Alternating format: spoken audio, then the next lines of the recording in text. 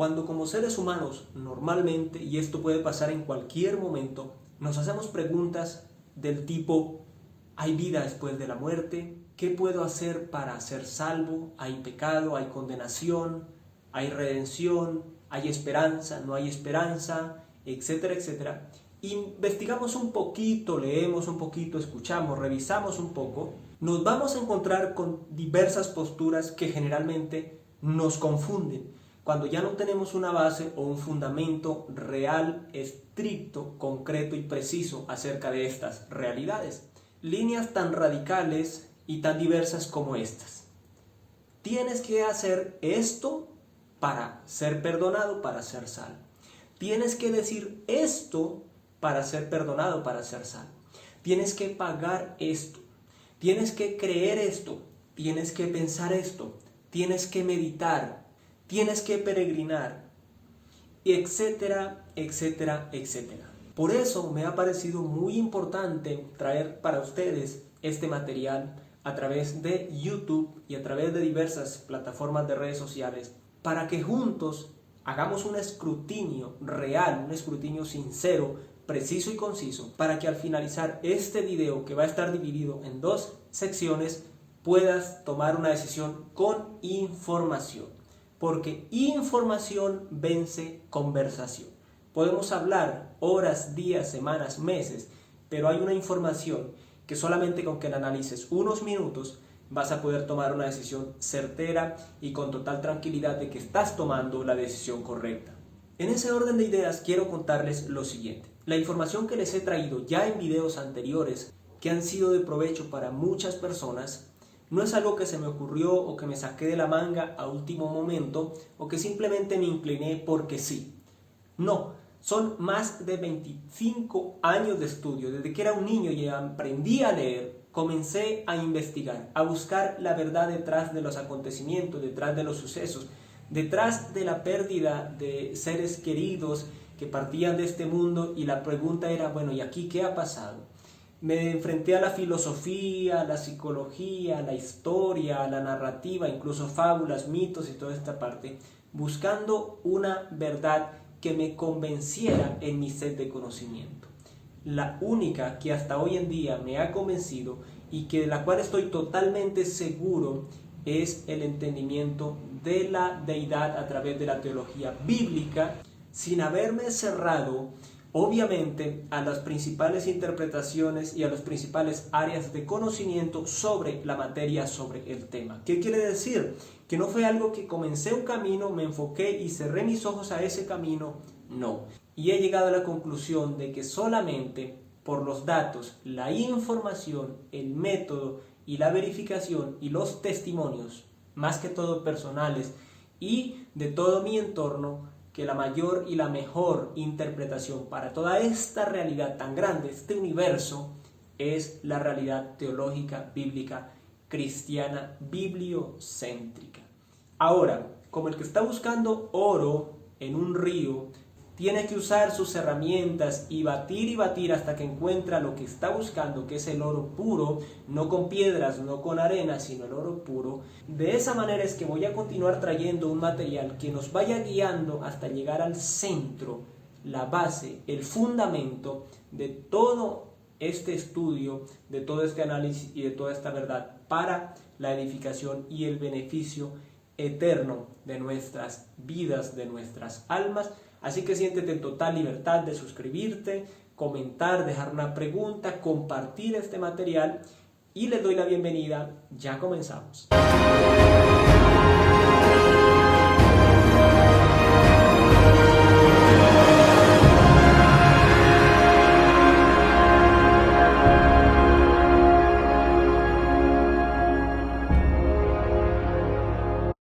En los 2 videos anteriores a este hablamos acerca del viejo hombre y el nuevo hombre. El viejo hombre según Adán y el nuevo hombre según Cristo, con la suficiente fundamentación e interpretación para entender. Hoy quiero traer esta diferencia entre Moisés y la ley y entre Cristo y la gracia. Una línea que separa, queriendo decir que no es exactamente lo mismo, y que debemos entender cada forma para no cometer errores. ¿Y esto por qué lo traigo?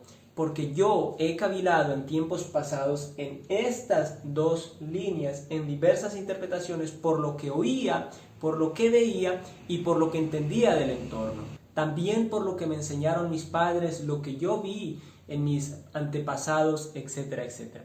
Entonces, cuando ya me centro en el entendimiento y en el estudio profundo, sistemático y guiado por el Espíritu Santo, he llegado a esta comprensión y a esta interpretación. No solo yo, sino la línea real de la Iglesia a lo largo de los siglos, desde los tiempos de Jesucristo, tal como lo vamos a comprobar.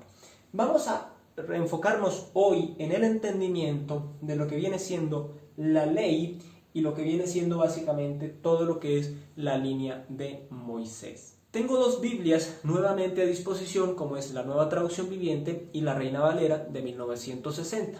Como la Reina Valera de 1960 es la más usada generalmente, vamos a centrarnos en ella para consultar todas las citas que están acá y poder al final dar una visión holística, una visión general de todo este enfoque.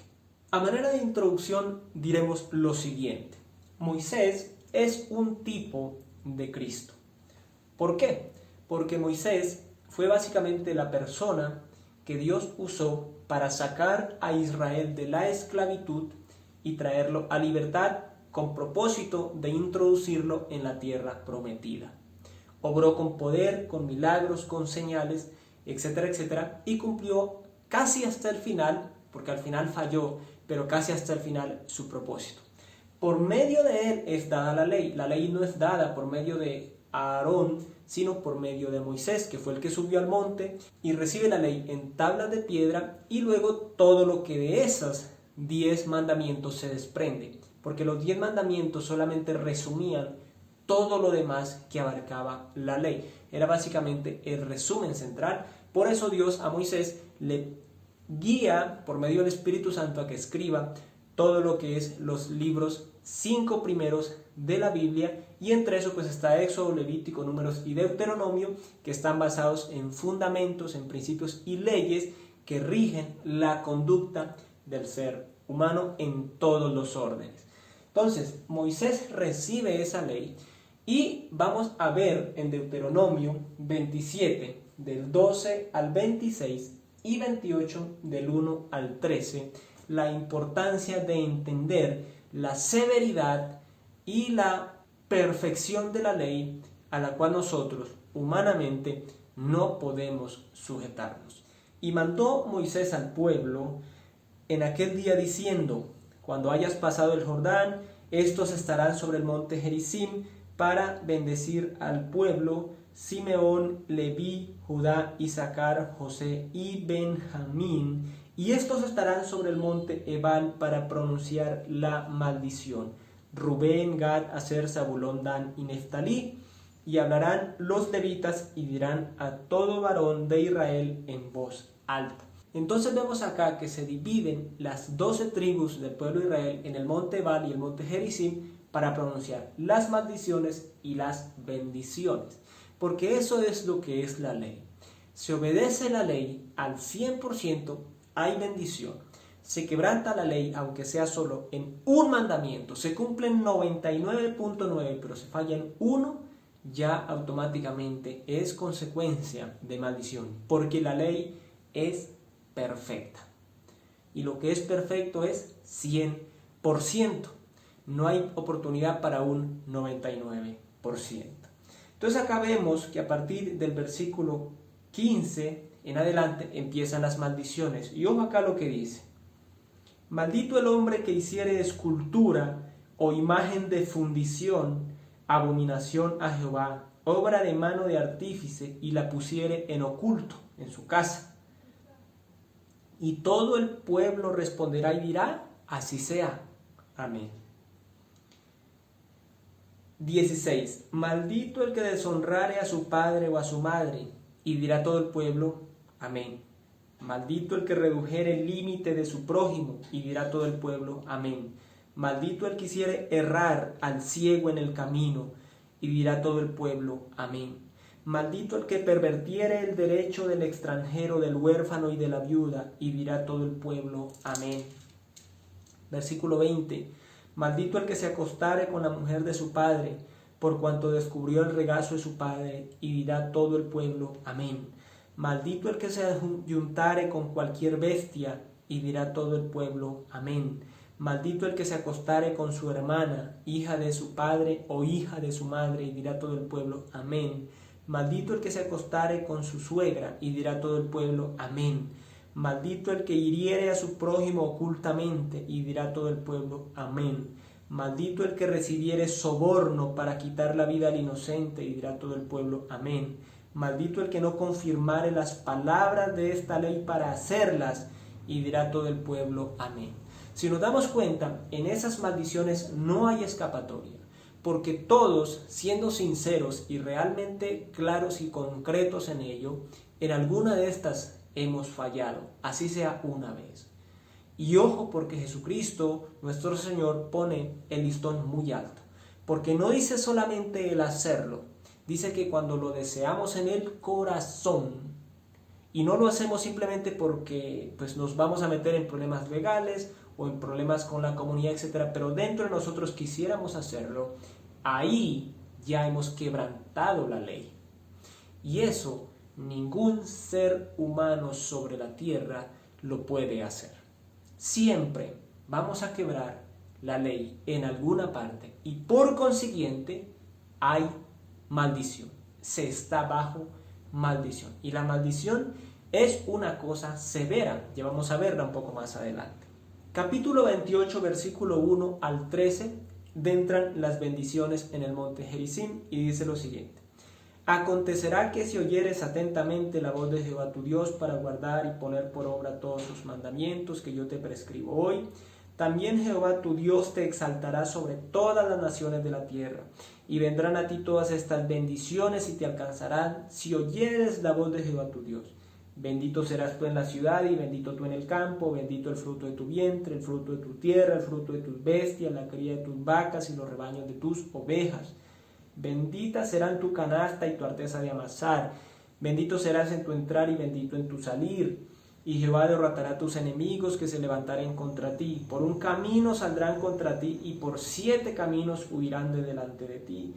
Jehová te enviará su bendición sobre tus graneros y sobre todo aquello en que pusieres tu mano, y te bendecirá en la tierra que Jehová tu Dios te da.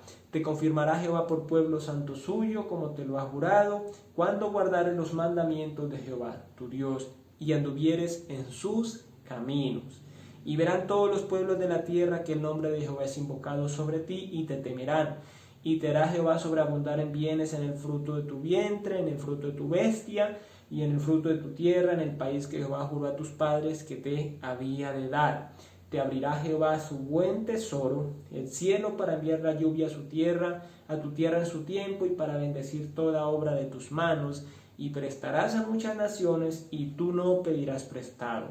Te pondrá Jehová por cabeza y no por cola, y estarás encima solamente y no estarás debajo, si obedecieres los mandamientos de Jehová tu Dios que yo te ordeno hoy para que los guardes y cumplas.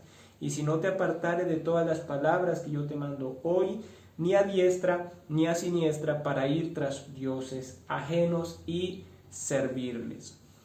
Ahí vemos las bendiciones del 100% de obediencia a la ley. Realmente uno quisiera poder recibir todo esto, y lo digo porque así me pasaba a mí, y decía, bueno, ¿qué tengo que hacer para recibir todo esto? Hasta que me di cuenta por el entendimiento espiritual que estaba en bancarrota espiritual porque no podía cumplir el 100% de la ley. Empezando porque tenía que ser circuncidado, empezando porque tenía que ofrecer sacrificios, y toda esta parte era simplemente incumplible para mí, que no estoy en Israel, y hoy menos cuando ni siquiera existe un templo en Israel donde se puedan ofrecer sacrificios. Pero lo más fuerte es que en el versículo 15 del capítulo 28 de Deuteronomio continúan las consecuencias de la desobediencia, y es terrible.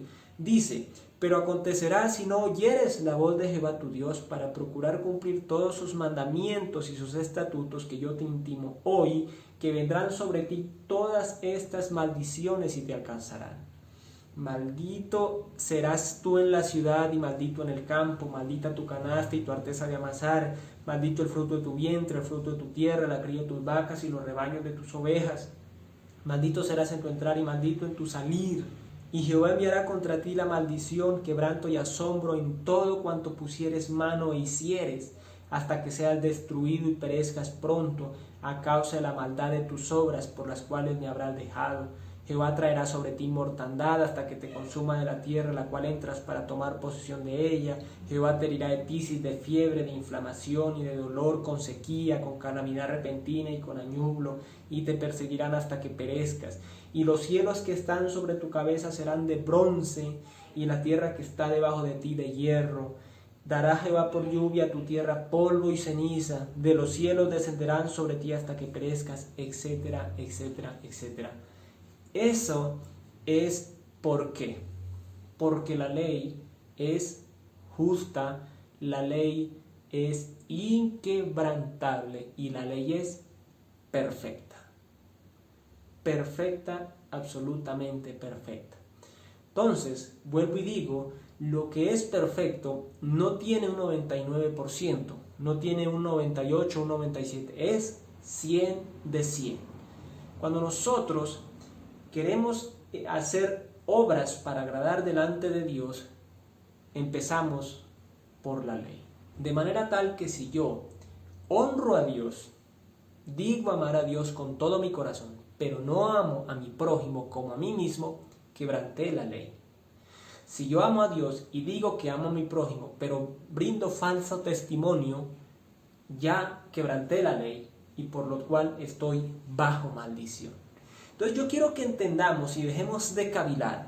Y lo que quiero que entendamos por el Espíritu Santo es que debajo de la ley estamos bajo maldición. Estamos en bancarrota. No hay esperanza para nosotros si decidimos permanecer bajo la ley de Moisés.